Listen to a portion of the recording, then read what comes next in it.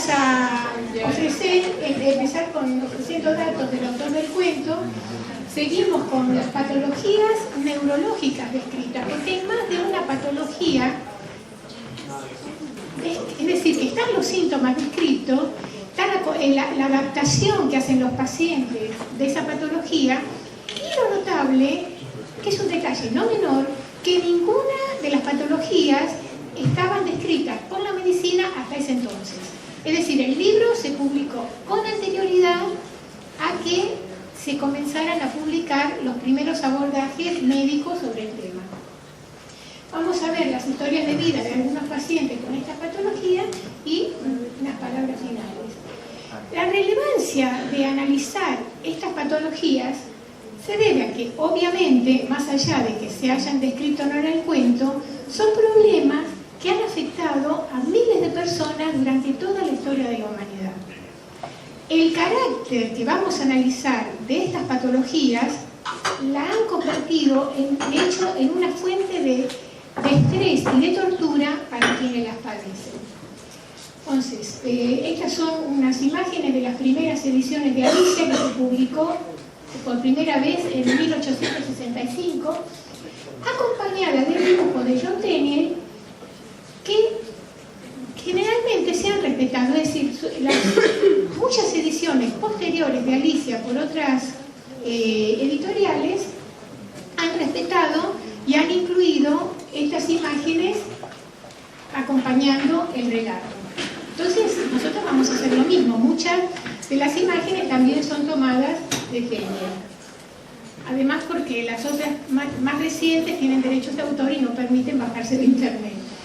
Entonces, esta es una imagen de Charles Dodgson de joven, que fue lógico, matemático, diácono anglicano, fotógrafo y escritor. Ahora, hay que distinguir, y esto es con lo que vamos a comenzar, entre sus cuentos infantiles y su conducta personal, que por lo menos vamos a considerarla de carácter dudoso. Es decir, no está en discusión acá la genialidad de sus cuentos, pero sí nos atrevemos desde este lugar a cuestionar un poquito el carácter dudoso de su conducta. Acá lo vemos con una nana. Tenía la costumbre de rodearse de nenas. Tenía una frase: amo a los niños excepto por los niños. Ustedes saben que en inglés la palabra children no tiene género. Y queriendo decir que amaba a los niños excepto a los varoncitos, porque amaba a las nenas. Él lo que hacía era, lo decía sin ningún problema, él les pedía permiso a los padres para pasar tardes enteras con las nenas, les daba el té, les contaba cuentos y les sacaba fotos, la disfrazaba, tenía un rincón donde la disfrazaba y le sacaba fotos. Tenía más de 3.000 fotos. Y sin embargo, después de su muerte, extrañamente se encontraron nada más que 700. Esta es la famosa Alicia Liddell, cuando tenía 4 años, y también acá está sin disfrazar, y acá está disfrazada, y acá está de grande, Liddell. Ahora, él empezó a tratar a Alicia Liddell desde los 4 años, junto con sus hermanas, y cuando cumplió 13 años, le pidió permiso a los padres para casarse con ella. Los padres, espantados, por supuesto, se enojaron y impidieron, a partir de ahí, que se vieran más, ¿no? Y con razón. Acá está Alicia, ya un poquito más grande. Era tremendamente fotogénica, ¿verdad? Pero esta es la imagen más conocida de Alicia, porque más allá de las dudas de si realmente abusaba o no de las nenas, abusaba físicamente de las nenas, lo que sí es seguro de que el tipo de relación ambigua que establecía con las nenas las forzaba a una madurez para la que no estaban preparadas de acuerdo a la edad. Fíjense usted cómo impresiona que acá tendría unos 8 o 9 años y la mirada y la pose es de una adulta,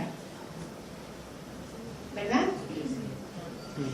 Entonces, esta es una foto de Dodgson de grande, dice cuando falleció cercano, cuando estaba grande hubo el escándalo de Oscar Wilde, que fue a la cárcel, y él por las dudas le entró culpa y para el momento que falleció descubrieron que la mayoría de sus fotos habían sido destruidas y sus diarios personales presentaban groseras tachaduras.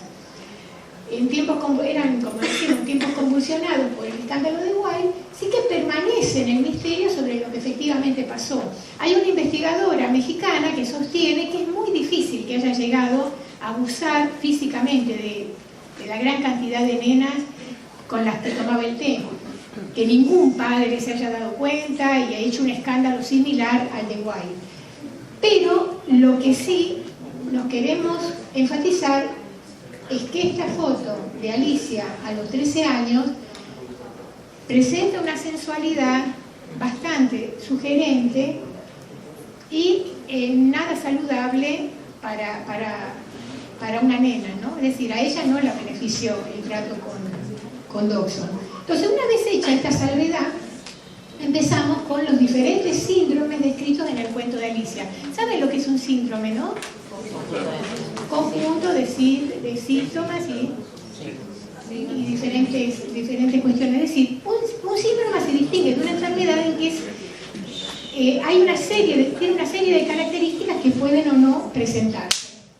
Entonces, el síndrome de Alicia, como comentó muy bien el doctor, fue descrito por primera vez en 1955, presenta diferentes alucinaciones de la percepción corporal, también es conocido como metamorfosia. Las primeras descripciones formales del cuadro fueron realizadas por Lippmann en el 52, es decir, que Toll se ancló en las descripciones que ya estaban ofrecidas en 1952. El artículo se puede descargar hoy mismo, se puede acceder desde hoy por internet en el Journal canadiense, de la Asociación Médica Canadiense. Es decir, yo lo busqué y está. Es lo bueno de los trabajos científicos, ¿no? Que permanecen, sobre todo cuando están digitalizados, que uno puede acceder gratuitamente desde internet. Eso es una de las cosas por las que amo internet. Ahora, en el cuento se describe el síndrome de Alicia en sentido estricto está limitado a las manifestaciones de metamorfosia, que es cuando el paciente describe que partes de su cuerpo se aumentan exageradamente de tamaño. Con la metamorfosia pueden presentarse o no alteraciones perceptivas del tiempo y del espacio. Pueden estar asociados o no al trastorno de despersonalización. Los trastornos de despersonalización se pueden presentar aislados, sin metamorfosia. ¿Se dan cuenta los distintos enfoques de lo que es un síndrome? Y finalmente, la prosopagnosia, es decir, estos tres aspectos involucran regiones del cerebro similares en el diagnóstico por imágenes. En la prosopagnosia intervienen otras estructuras cerebrales. O sea, porque lo que vamos a describir acá es un síndrome neurológico. No es ni psicológico, ni ficcional, es neurológico. Vamos a arrancar con la metamorfosia. El cuento de Alicia dice: ahora me estoy abriendo como el telescopio más grande que haya existido, adiós pies.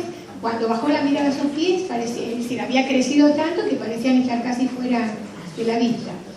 Y después este otro detalle de los distintos problemas para manejar el cuerpo en el espacio, que, chicos, si alguien está charlando, si quieren charlar, por favor, vayan afuera. Es vergonzoso. Sí, es vergonzoso. Vayan afuera. No, porque realmente es una vergüenza. No estamos con gente de un jardín de infantes. Gracias. Y después está otra frase que tiene que ver con las dificultades de adecuar el cuerpo en el espacio, de la torpeza que refieren los pacientes para manejar adecuadamente su cuerpo en el espacio. Dice: mientras decía estas palabras, le resbaló un pie, un segundo más tarde dejando hundidas pelotas en el agua salada. Entonces, este es un detalle que también conviene tener en cuenta. Bueno, acá está el doctor Scarlato. En la conferencia de hace poquito, él mencionó esta imagen relacionada con las drogas que causan alucinaciones. Hay una distinción que queremos hacer acá. El síndrome, si bien en el cuento se relaciona las alucinaciones de metamorfosia, agrandarse o achicarse, con el consumo de alguna sustancia tóxica, en realidad el síndrome neurológico no depende del consumo de alguna sustancia, ni de drogas, o como a veces dicen los chicos, de que esté fumada, de que Alicia haya estado fumada y por eso se sintió que se le aumentaban las partes de su cuerpo. Acá no depende ni del consumo de sustancias, ni de algún alimento o algo tóxico, ni es psicológico, por supuesto.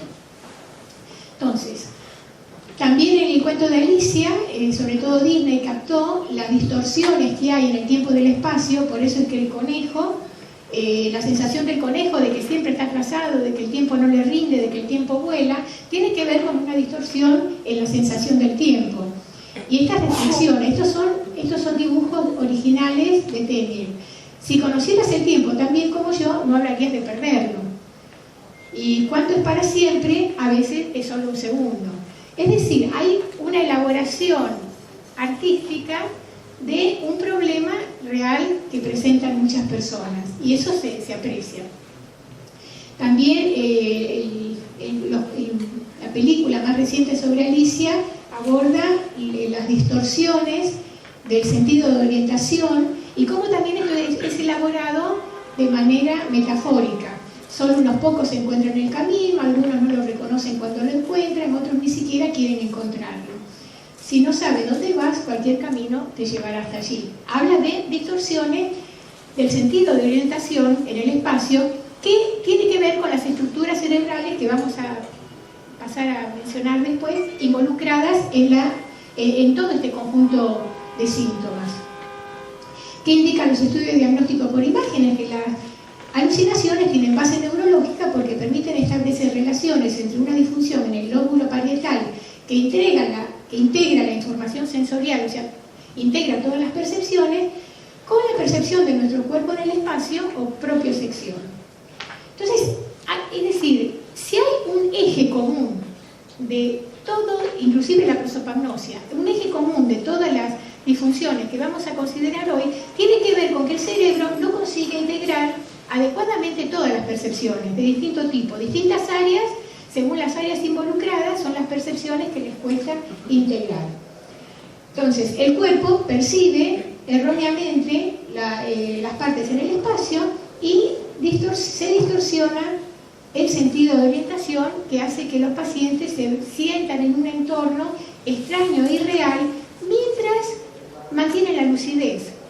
Por eso es que no encontramos gente que ande por la vida diciendo que tiene estos síntomas. Porque para la persona misma es muy difícil, es muy torturante vivir con estas percepciones y reconocerlo. A la primera persona que le cuesta reconocer que está teniendo estos problemas perceptivos es al paciente mismo. Por eso tardan en consultar. Entonces, repetimos, insistimos, las alucinaciones del síndrome de Alicia, ¿serán de carácter psicológico o responderán a alguna sustancia tóxica? No, insistimos. Sino que estudios más recientes, que también están en una revista de neurología española, porque los españoles tienen muy buenos avances en neurología, los equipos de neurólogos de investigación en neurológica en España son muy buenos.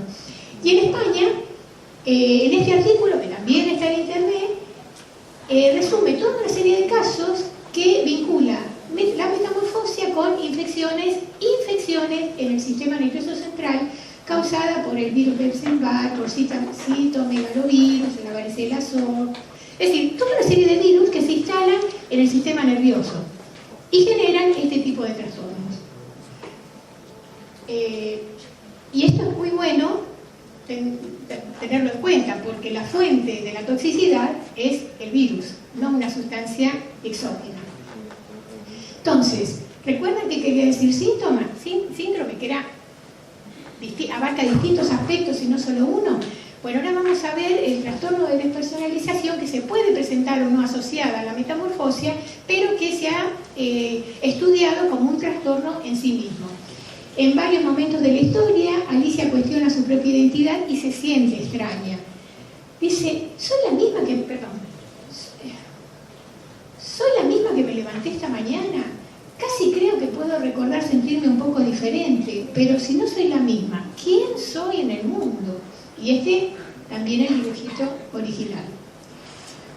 Otro relato más. Estoy segura de no ser Ada, porque su pelo cae en grandes rizos y el mío no tiene ni medio rizo. Y estoy segura que no puedo ser Mabel, porque yo sé muchísimas cosas y ella sabe poquísimas. Además, ella es ella, yo soy yo. Dios mío, qué rompecabezas. Probemos con la geografía. Londres es la capital de París, París es la capital de Roma. No, lo he dicho todo mal. Estoy segura, me debo haber convertido en Mabel. Esa sensación de sentirse otra persona es lo que se llama el trastorno de despersonalización, que acá está tomado con humor. Entonces, ¿qué es el trastorno de despersonalización? Se caracteriza por una interrupción de la integración de la percepción, la conciencia, la memoria y la identidad, que introduce un sentido del yo desordenado y fragmentado. Es un trastorno perceptivo, lo que muestra toda la evidencia, que es un trastorno también del modo en que el individuo capta, recibe las percepciones. Es un trastorno perceptivo que abarca una amplia gama de síntomas, sentimientos de no pertenecer al propio cuerpo, falta de propiedad de los pensamientos, por eso es que Alicia no sabía si sentirse ella o su amiguita, unido a un entumecimiento de las emociones y a movimientos involuntarios, porque también está involucrado el cuerpo y las estructuras cerebrales que están involucradas, movimientos involuntarios que se inician sin intención consciente. Se lo relaciona con estrés postraumático y abuso infantil. Esto se empezó a estudiar con los veteranos de guerra. Los veteranos de guerra padecen mucho esto. Entonces, los síntomas coinciden con situaciones límite o que amenazan la vida. Emerge como respuesta en el caso del síndrome de despersonalización en sentido estricto. Acá estamos abarcando lo que se sabe del trastorno de despersonalización, que puede o no estar asociado a los síntomas de metamorfosia y alteraciones en el tiempo y el espacio, porque están, insistimos, están involucradas estructuras cerebrales similares. Entonces, emergen como respuesta adaptativa a una situación abrumadora, y las respuestas con esta enfermedad, este trastorno, refieren a experiencias extracorporales como la sensación de que el yo se encuentra fuera del cuerpo físico. También, de nuevo, alteraciones perceptivas. Fue descrita este problema en 1898 por un filósofo. Entonces, acá estamos en un problema de pertinencias profesionales, ¿no? Pero el hecho real es que fue descrito por primera vez no por un médico, sino por un filósofo. Y por muchos años hubo falta de consenso por tratarse de qué era este trastorno, porque no se sabía también si era psicológico o qué, por tratarse de una experiencia confusa y difícil de describir, inclusive por los que la padecen, porque, repetimos, se trata de otro trastorno en que el peor torturado es la persona que lo padece. Con el tiempo, el trastorno perceptivo pudo describirse en individuos que refieren una sensación de irrealidad mientras conservan la lucidez total, la lucidez con total ausencia de delirio como elementos fundamentales. Entonces, recién el diagnóstico por imágenes pudo darnos una respuesta de por qué ocurre esto. Era muy desconcertante para la misma persona, y cuando lo comentaba, era desconcertante para los que lo oían. Dice, porque no, es decir, es algo que inentendible. Entonces, ¿cómo emerge? Para esto vamos a hacer un pequeño repaso para entender cómo emerge un yo saludable. Para entender el trastorno de despersonalización, vamos a abordarlo, como siempre decimos, desde la antropología. Tratamos de abordar las conductas desde la salud, y desde la salud entonces se puede entender un poquito más la enfermedad. Entonces, los procesos de percepción humana requieren de la integración de dos vías: un procesamiento voluntario, lógico y semántico, donde interviene la corteza prefrontal, más la reacción emocional involuntaria, que intervienen elementos, que intervienen estructuras del sistema límbico. Por eso es que en el trastorno de despersonalización la vía de reconocimiento lógico está intacta. que la vía de reconocimiento emocional se encuentra afectada, se encuentra lesionada. Entonces los pacientes refieren que el entorno emerge diferente, extraño o irreal. La base neurológica del trastorno perceptivo permite comprender por qué los pacientes refieren esta sensación de irrealidad o de estar en el cuerpo de otro. Todos síntomas desconcertantes que emergen en ausencia de psicosis. Los pacientes son los primeros en estar conscientes de lo absurdo de su situación y es un detalle que dilata años la consulta. A ver, entonces, ¿qué pasa? Los estudios de diagnóstico por imágenes demostraron que lesiones neuronales en la unión temporoparietal están relacionadas con experiencias extracorporales, posiblemente debido a la falla en la integración de la información multisensorial del cuerpo. Porque acá en esta zona tenemos el sentido del equilibrio. El sentido de orientación está ubicado combina varias estructuras cerebrales. A diferencia de la metamorfosia, las personas con trastorno de la personalidad también presentan actividad reducida en el área de la ínsula anterior. Esto es un detalle que no se encuentra en la metamorfosia.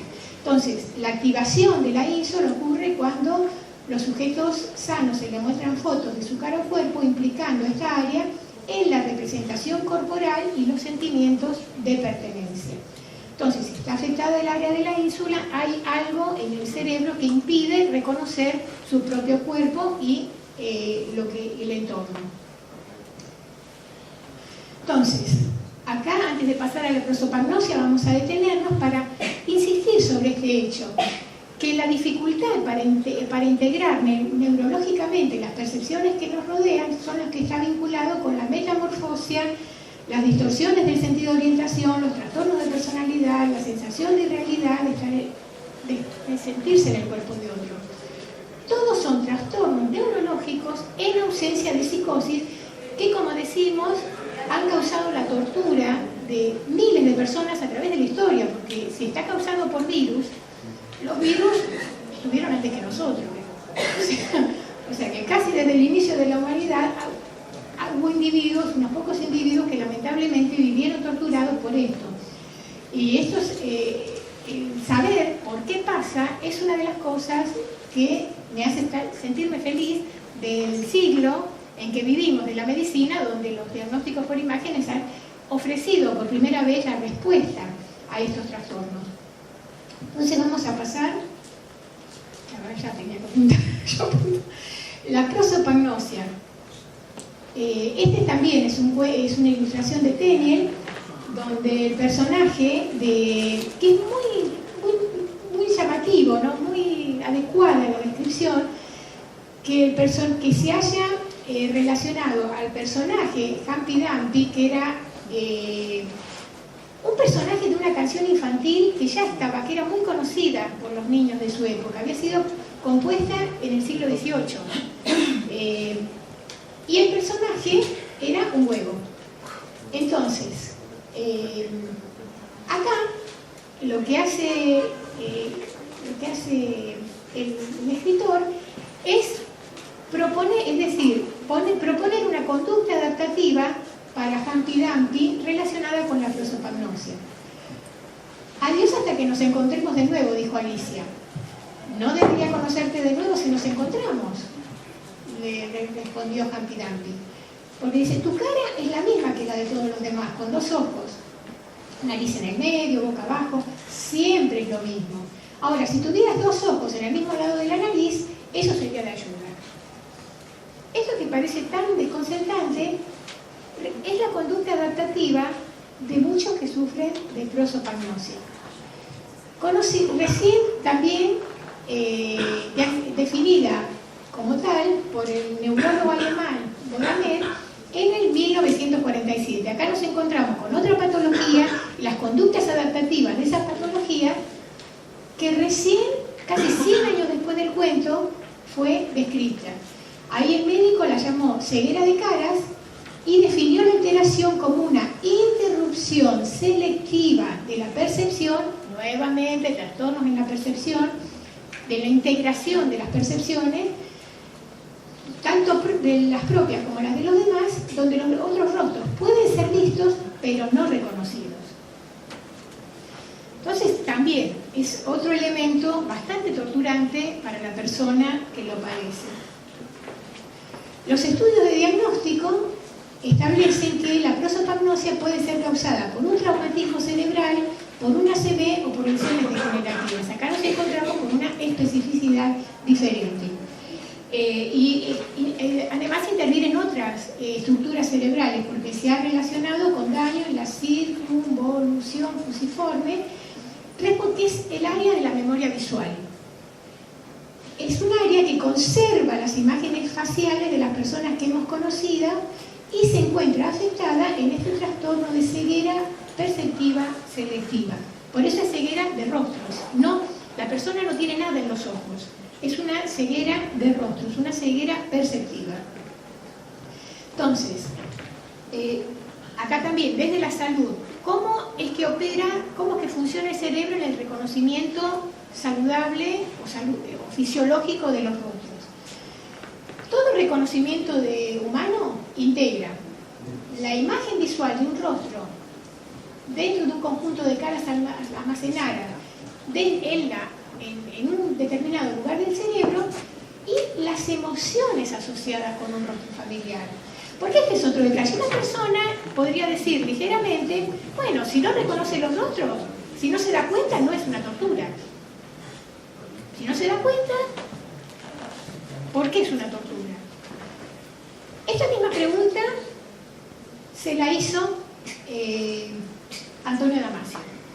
¿Por qué debería ser una tortura no recordarse los rostros si uno no se los recuerda, no los reconoce, son todos iguales? ¿Dónde interviene la tortura para la persona? Bueno, Damasio realizó un estudio experimental junto con Tradel, que también está en internet, el trabajo, un estudio experimental a pacientes con prosopagnosia que se le mostraron diferentes fotos de familiares extraños. Entonces, los pacientes tenían que avisar cuando le hacían el diagnóstico por imágenes si reconocían o no los rostros. Entonces, los pacientes informaron incapacidad para, antes del interrogatorio, por supuesto, reconocieron incapacidad para reconocer todos los rostros en general. Ahora, las imágenes de diagnóstico obtenidas produjeron evidencia de una respuesta emocional cuando a los pacientes les mostraban fotos de sus seres queridos. Porque los procesos de reconocimiento facial involucran el reconocimiento voluntario de un rostro y las emociones involuntarias asociadas con esos rostros. Esto fue magnífico, es decir, fue un hallazgo de Damasio, y se lo debemos a Antonio Damasio. Para entender qué es esto, todo lo que pasa es que, por suerte, gracias a Dios, son episodios temporales, solemos tener como episodios temporáneos, pero ¿alguno de ustedes recuerda haberle pasado alguna vez encontrarse con una cara, sentir que la conocen pero no se acuerdan de dónde? Bueno, pasa con una cara, por suerte. Después, si bajamos el estrés, nos acordamos o no. Lamentablemente, el prosopagnósico vive con esa sensación. Pero ¿se imaginan ustedes qué torturante que es eso? Es terrible. Entonces, generan conductas adaptativas. Y la conducta adaptativa es tratar de vincular esa familiaridad con otros aspectos que sean nada más que específicos, no con el rostro de esa persona. Entonces, eso nos recuerda lo que decía Humpty Dumpty: si tuviera, en lugar de los dos ojos donde lo tiene todo el mundo, los tuvieras en otro lado, por ahí sí es una característica particular que es solamente tuya y ahí sí te reconocería. Entonces, vamos recalculando antes de pasar a las historias de vida de algunos pacientes. La metamorfosia, las alteraciones perceptivas de tiempo y espacio, el trastorno de despersonalización y la prosopagnosia mencionados en el cuento de Alicia refieren a problemas para integrar las percepciones del entorno. Este es el eje y el hilo conductor. Entonces, ¿qué hacer? tener en cuenta de que hay lesiones que alteran la percepción.